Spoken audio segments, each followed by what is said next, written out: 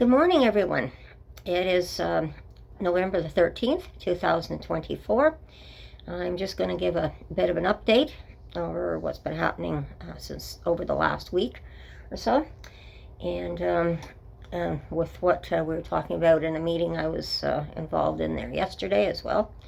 So I'm going to start with one of the big things that came out over the weekend was that there was if you recall, I was talking about British Columbia and the big super lab that they, with all the fentanyl, with all the kilos of fentanyl and the weapons and that. Well, they've also busted another super lab in Alberta as well. And there was tons of kilos of fentanyl and that going out in that lab as well. So they did get another one, which is shocking for us in Canada because we're certainly not used to these super labs springing up, but we don't know how long they've been here. We suspect during the pandemic that they were busy organizing these super labs, but we've caught up with them. We just knocked another one out, which means again that was they believe was supplying the western part of Canada as well as probably a bit into the eastern part of Canada, just like the other lab was as well. So that was two big labs from the western Canada that were just brought down. So I just wanted to integrate that today. Over the last week, we've had another stabbing here in Lower Town. I don't have any details on that other than there was a stabbing.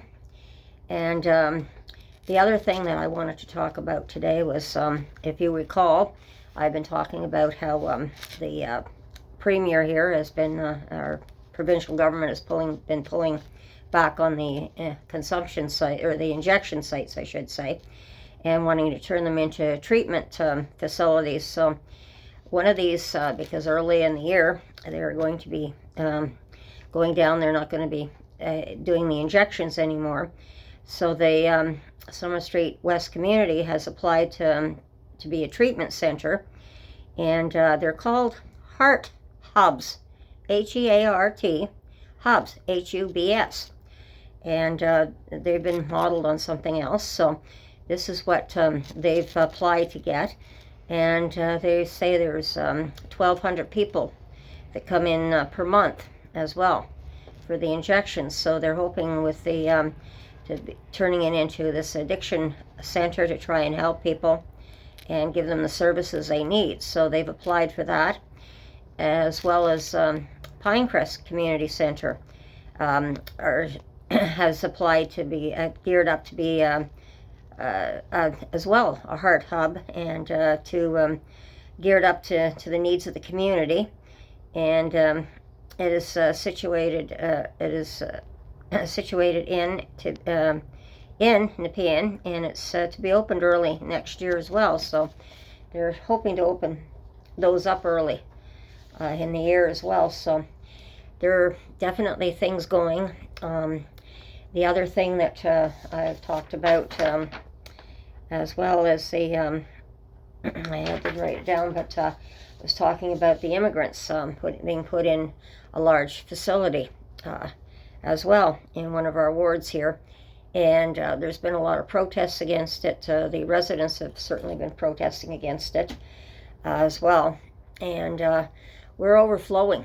The large shelters that we have, we don't have space for everyone anymore. So what do? Sleep outside, or try and get into a shelter, or they surf couch, or they come into our buildings and that. So this is what the city had prepared, was a temporary type of shelter where they'd have all the services right on site as well. And of course it's being protested against, and nobody wants the crime, nobody wants the needles and the situation that we've got here in Lower Town. It's no secret by any means that we've all been having problems and trying to work through it. And of course it's also putting counselors against counselors, because there are some counselors are for it and some counselors are not for it. And this particular ward, from what I understand from our counselors, not for it. But some more and more people are starting to see what we're talking about, rather than these huge, large, overflowing shelters where we've got hundreds of people packed in to one little building, basically. And it becomes a little building when you've got so many people packed in. It's much better to spread it out through the wards.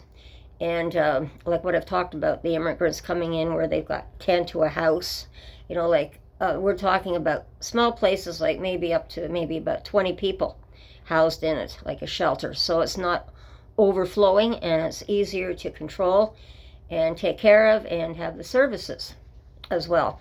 And we believe that this is the way to go, and spread it over the city so we don't have these large shelters causing all these problems that we're having down here in Lower Town. So this is some of the things we've been talking about the meeting, and in the meeting last night. And again, it's those who are for and those who are against, and how do you compromise with people, and how do you get people with the shelters to come on board and realize what we're talking about, because, oh, we're doing our thing, you can go do your thing, but we don't want to get together and talk. And that's the worst problem that we have. Is one of the worst problems we certainly have is communication. And boy, do we have a lot of communication breakdowns. And that was one of the reasons of the police hub in Rideau Center, where they don't always, it's not only the police that are in there, the paramedics come in, the fire department comes in when they need it, our bylaw officers come in, our OC Transpo special constables come in, and it's for meetings within the community here that we can get together as a place that we can gather and try and sort out the problems and see, like I said, it's nice if when you've got a problem, say if community members got a problem, and I know there was a problem, and it was nice because the problem with someone that I know and a community member, we made arrangements to talk to one of our community officers in the police hub. So it was nice that we got invited into the police hub, and we had the police officer explain things to us. So it was open communication. It wasn't confrontation.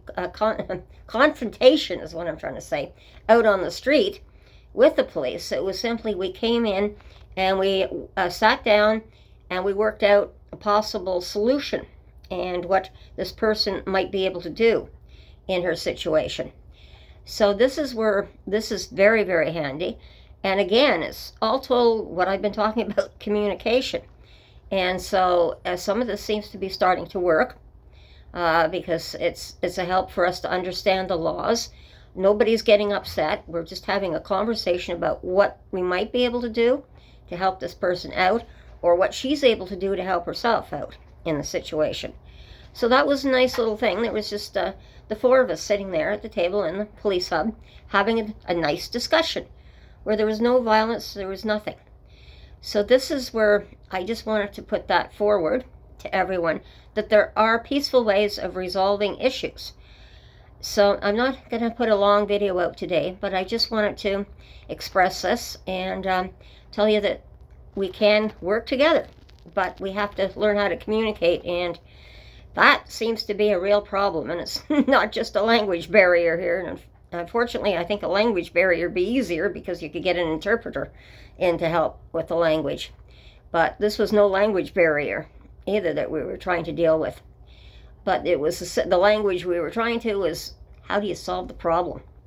How do you solve our terrible problems that we've got in bullying and the violence that's going on in our lives today? But this is just one very peaceful way that I just wanted to express to my viewers how we were able to resolve a problem. So I'm going to leave it there, everyone, today. And you take care, watch your surroundings, and be safe. And we'll talk again soon. And bye-bye.